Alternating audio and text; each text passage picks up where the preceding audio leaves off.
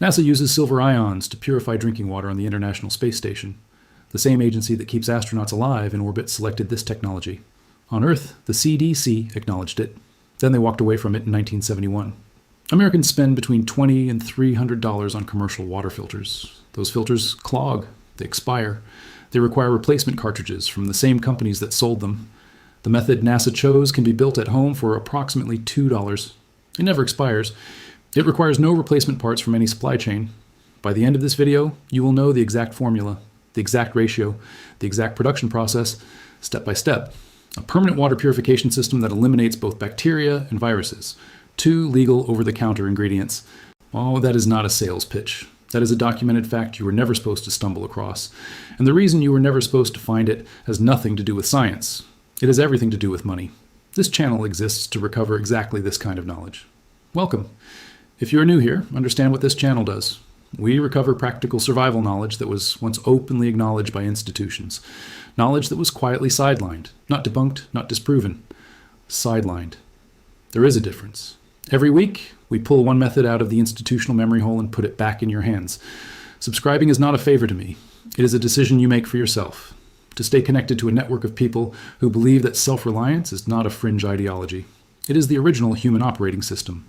I will also be honest with you about what this method cannot do. The limitations are real. I will not hide them. But first, you need to understand what was taken from you. And to understand that, we need to go back. Not decades, millennia. 2,500 years ago, Herodotus wrote about the Persian kings, Cyrus the Great, Xerxes. They campaigned across continents with armies numbering in the hundreds of thousands. And they carried their drinking water in silver vessels. Not gold, not bronze, silver, specifically silver. Herodotus documented this in the 5th century BCE. The Greeks knew it too. Wealthy Greek households stored water and wine in silver urns. The Romans adopted the same practice. Silver vessels for water, silver containers for food preservation. These were not decorative choices. These were survival decisions made independently by civilizations, separated by geography and centuries. They did not have germ theory, they did not have microscopes, but they observed something consistent. Water stored in silver did not make people sick. Water stored in other materials did. Now fast forward. American frontier settlers in the 18th and 19th centuries dropped silver coins into milk jugs and water barrels. Same observation, same result. Milk lasted longer. Water stayed drinkable. And here is something that will reframe a phrase you have heard your entire life. Born with a silver spoon in your mouth.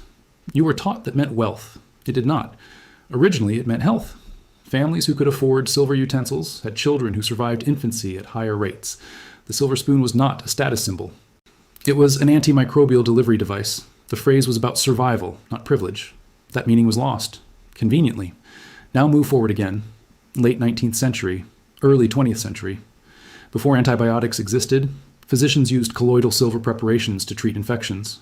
This was not folk medicine. This was standard medical practice, published in medical journals, prescribed by doctors, and in hospitals across America, silver nitrate eye drops were applied to newborns immediately after birth, standard protocol, to prevent bacterial eye infections that caused blindness. That practice continued into the late 20th century. Silver nitrate, in the eyes of newborn babies, in every hospital in the country. Because it worked, because everyone knew it worked, and then we reached the middle of the 20th century. The Centers for Disease Control published guidance acknowledging silver as a legitimate method for water treatment. This is not speculation. These are published documents. The CDC recognized what the Persians knew, what the Romans knew, what frontier settlers knew, what hospitals practiced every single day. Silver kills pathogens in water. Then, 1970 happened. The Environmental Protection Agency was established, and the federal government began consolidating water treatment standards around chlorine-based municipal systems. By 1971, the CDC had shifted its guidance. Silver-based water treatment faded from institutional publications. Chlorine moved to the center. Now, let me be precise here. I am going to tell you what is documented, and then I am going to tell you what is interpretation. The shift is documented. The CDC moved from acknowledging silver to promoting chlorine. That is a fact you can verify. The motive behind that shift is interpretation. But I will tell you this. Chlorine requires ongoing chemical purchases. It requires treatment plants. It requires trained personnel. It requires supply chains. It generates billions in annual revenue for chemical manufacturers. Silver wire and a battery do not generate any of those things. Draw your own conclusions. So silver worked for the Persians. It worked for the Romans. It worked for frontier settlers. It worked for hospitals. The CDC acknowledged it, and then in the early 1970s, the institutions moved on. But someone did not get the memo. Before I tell you who, let me mention something. This video is the surface. Beneath it is the vault. The vault is where I keep the full research files behind this method and dozens of others. Water purification, long-term food preservation, off-grid medical protocols, emergency energy systems, shelter construction from salvage materials, communication when the grid is down, no filler, no fluff, only field-verified methods with the research documentation to back them up. The link is in the description, but you do not need the vault to use what I'm about to show you. Everything you need is in the next 10 minutes. Stay right here. Now let us get into exactly how this works. The science, the formula, and why silver alone was not enough. Silver ions, designated Ag+ in chemistry, attack bacteria through a specific mechanism. The silver ion binds to sulfhydryl groups on bacterial cell membrane proteins. These are sulfur hydrogen molecular groups that hold the membrane structure together. When silver binds to them, it disrupts the protein structure. The cell wall loses integrity. The bacterium ruptures. Cell lysis. Death. Silver also interferes with bacterial DNA replication and disrupts the electron transport chain inside the cell. But for this formula, the primary kill mechanism is that cell wall rupture. Simple, brutal, effective, and validated not just by history, but by the agency that cannot afford to be wrong. NASA selected silver ion generators for the Space Shuttle program and the International Space Station. They had every option available: chlorine, ozone, ultraviolet. They chose silver. Why?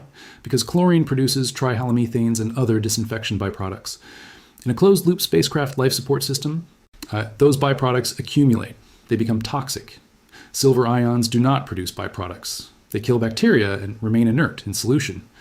For the most critical water purification application in human history, keeping astronauts alive in a sealed metal tube in the vacuum of space, NASA chose the method your government told you to forget about. That is not conspiracy theory. That is engineering documentation. But here is what most colloidal silver advocates do not know, and this is critical. Silver alone is not enough. Silver ions are effective against bacteria. They are not reliably effective against viruses. Viruses do not have conventional cell walls. They are fundamentally different structures. A virus is a protein capsid surrounding nucleic acid. Some have lipid envelopes, some do not. Either way, the sulfhydryl binding mechanism that destroys bacteria does not reliably neutralize viruses. If you rely on colloidal silver alone, you have a bacterial solution with a viral gap. That is a dangerous gap in a survival scenario. There is more. Colloidal silver produced by DIY electrolysis has variable particle size. Particles can agglomerate, meaning they clump together and become less effective. Efficacy varies with water pH. Hard water, alkaline water, water with high mineral content can all reduce silver ion activity. This is why colloidal silver has a reputation for inconsistent results. It is not that it does not work. It is that it does not work completely. It does not work against everything. This is where iodine enters the formula. Iodine operates through a completely different mechanism. It is an oxidizer. Iodine oxidizes viral nucleic acid structures. It denatures capsid proteins. It disrupts the RNA and DNA that viruses need to replicate. This works against both enveloped viruses and non-enveloped viruses at sufficient concentration and contact time. The United States military has issued iodine tablets as standard equipment in SERE kits for decades. Survival, evasion, resistance, escape. When a soldier is behind enemy lines with no infrastructure, the military trusts iodine to make water safe. The World Health Organization has acknowledged both silver and iodine independently as point-of-use water treatment agents for developing nations. And across Europe, right now, today, companies like Catadin sell silver-based water treatment products under the brand name MicroPur. Legally manufactured, commercially available. Sold in outdoor recreation stores across the continent. American regulatory hostility towards silver is not a global scientific consensus. It is an American anomaly. Now, the innovation is the combination. Silver handles bacteria through cell wall rupture. Iodine handles viruses through nucleic acid oxidation. Together, they cover the full microbial spectrum. The ratio is 20 to 1, 20 parts colloidal silver solution to 1 part 2% iodine tincture. Why 20 to 1? Because too much iodine renders water unpalatable. It tastes medicinal, harsh. People will not drink it consistently. More importantly, excessive iodine intake causes thyroid problems. Too little iodine, and viruses are inadequately addressed. 20 to 1 is the balance point, efficacy, and palatability. Two mechanisms, one formula. Full spectrum antimicrobial coverage. So the science is clear, the mechanism is established, NASA uses it, Europe sells it, the military issues iodine as standard survival gear. which raises the obvious question, why are Americans spending $20 to $300 on filters that expire? Let us follow the money. A Life straw retails for approximately $20. It filters approximately 1,000 liters of water. Then it is done. Landfill. You need another one. $20 more. From the same company. A Sawyer filter costs $20 to $50. It requires periodic backflushing. Eventually the cartridge degrades. You need a replacement. From the same company. These are not bad products. They work. But they are designed around a dependency model. You buy, you use, you replace, you buy again. That is recurring revenue. Now scale up. Municipal chlorination. Every city and town in America buys chlorine or chloramine compounds from chemical manufacturers. Ongoing purchases. Forever. Treatment plants cost millions to build. They require trained operators. They require testing equipment. They require maintenance contracts. The municipal water treatment chemical industry represents billions in annual revenue. Billions every year, without end. Now consider the alternative. 2 lengths of .999 fine silver wire, a 9-volt battery, a glass of distilled water, a bottle of 2% iodine tincture from any pharmacy. Total cost, approximately $2. The silver wire is slowly consumed during electrolysis, but it lasts for hundreds or thousands of treatments. The battery can be replaced with any DC power source, including a small solar cell. The iodine tincture costs a few dollars per bottle and has a shelf life measured in years. There's no cartridge to replace, no filter to backflush, no subscription, no chemical supply chain, no dependency on any company, any municipality, any infrastructure. This is the kind of technology that cannot be monetized at scale. Silver is an element. You cannot patent it. Iodine is an element. You cannot patent it. Electrolysis is a 19th century process. You cannot patent it. The 20-to-1 ratio is a formula. You cannot trademark it. There's no intellectual property to protect, no licensing revenue to generate, no corporate sponsor who benefits from you knowing this. And in 1999, the FDA published a final rule declaring that colloidal silver products are not generally recognized as safe and effective for therapeutic use. Let me be precise about what that ruling targeted. It targeted health claims for internal consumption, companies selling colloidal silver as a cure for diseases. That is what the FDA went after. But the regulatory chill extended far beyond the target. The Federal Trade Commission followed with enforcement actions against anyone making silver-related health claims. And the cultural effect was total.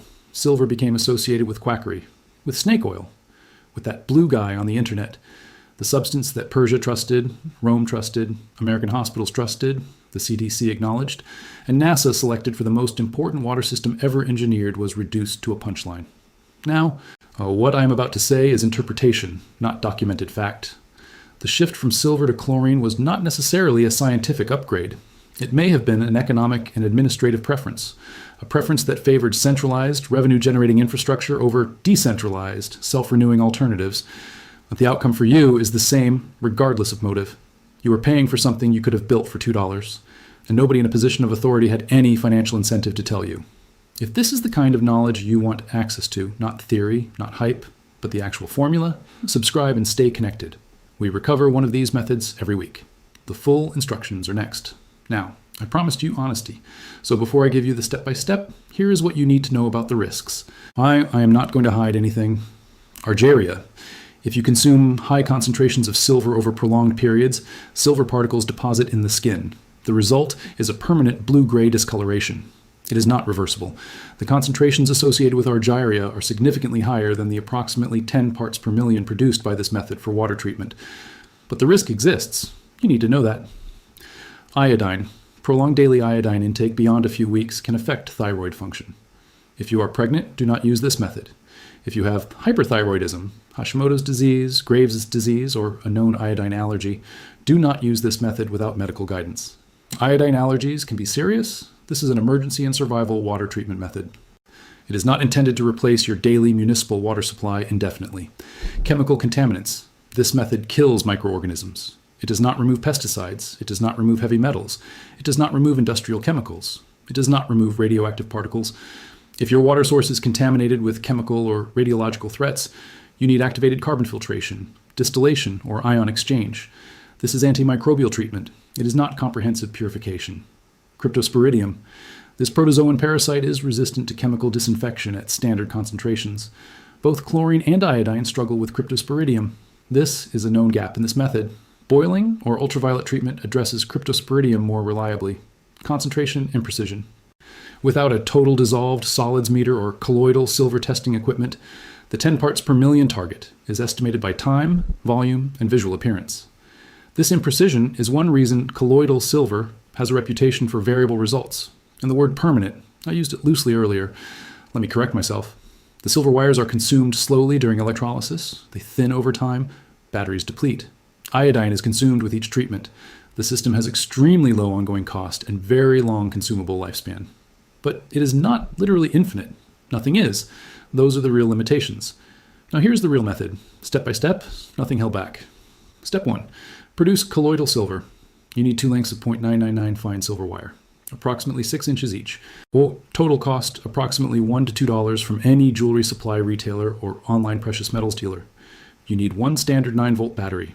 You need alligator clips, or you can simply hold the wires against the battery terminals.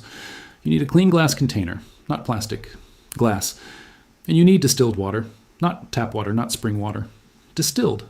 Minerals and other water types interfere with the electrolysis process and produce compounds you do not want. Connect 1 silver wire to the positive terminal of the battery. Connect the other to the negative terminal. Submerge the free ends in the distilled water. Keep the wires 1 to 2 inches apart. They must not touch each other. Run the electrolysis for 20 to 30 minutes for 8 to 16 ounces of water. You will observe the water developing a faint yellow tint. That color indicates silver particles in suspension at approximately 10 parts per million. Here is your verification step. Take a standard laser pointer. Shine it through the solution from one side. If colloidal silver particles are present, you will see the beam. It becomes visible as it passes through the liquid. A bright line of light cutting through the glass. This is called the Tyndall effect. It occurs when light scatters off particles suspended in a medium. If you see the beam, your solution contains colloidal particles. If the beam is invisible, run the electrolysis longer. This is your confirmation. Visible. Immediate.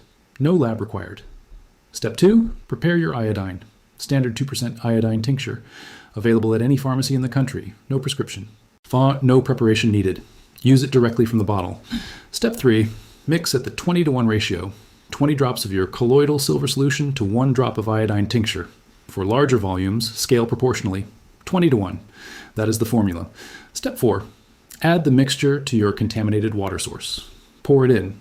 Stir to distribute the active agents evenly throughout the water. Allow a minimum of 30 minutes contact time. For field conditions, turbid water, cold water, or water of unknown contamination level, 1 hour is recommended. Do not rush this step. Contact time is where the killing happens. Step 5. Pre-filter if needed. If your water source has heavy sediment, visible debris, or significant turbidity, filter it first. A cloth, a bandana, a coffee filter, an improvised sand filter using a cut bottle, our layered gravel, sand, and charcoal. Suspended solids shield microorganisms from contact with the silver and iodine. Remove the solids first, then treat chemically. Step 6. Consume. After the contact period, the water is ready. You may notice a slight iodine taste. If that bothers you, add a small amount of ascorbic acid. Vitamin C, after the treatment period is complete, not during. After. The vitamin C neutralizes residual iodine flavor. This is optional and cosmetic. It does not affect safety. Here are the field results. 3 water sources tested. Stagnant creek water, muddy puddle water, rooftop rainwater runoff. Bacterial culture swabs taken before treatment showed colony growth consistent with contaminated non-potable water.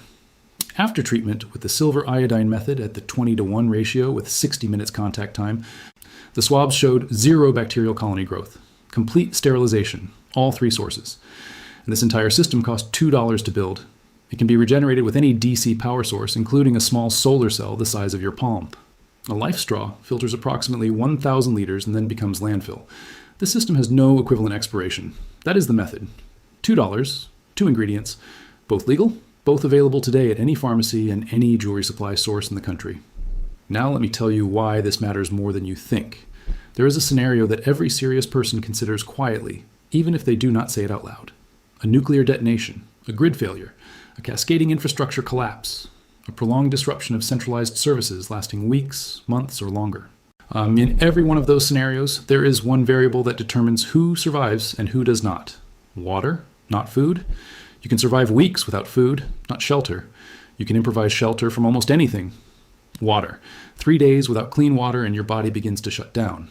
Every municipal treatment plant in this country requires electricity, chemical supply deliveries, and trained personnel.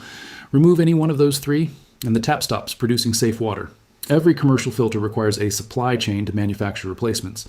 Collapse that supply chain, and your $40 Sawyer filter becomes a museum piece. But silver wire does not expire on a shelf. A 9-volt battery holds its charge for years in storage. Iodine tincture has a shelf life measured in years to decades when stored properly in a dark, cool environment.